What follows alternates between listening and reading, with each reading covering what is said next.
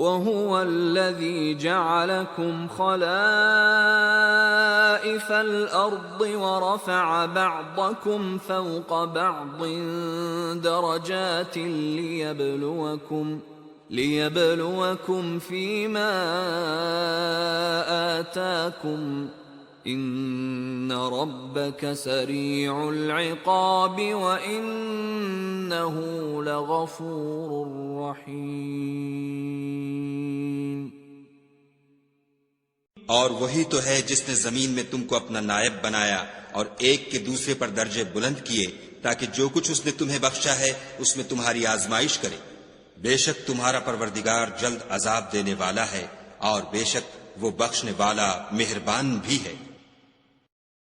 And it is He who has made you successors upon the earth and has raised some of you above others in degrees of rank that He may try you through what He has given you.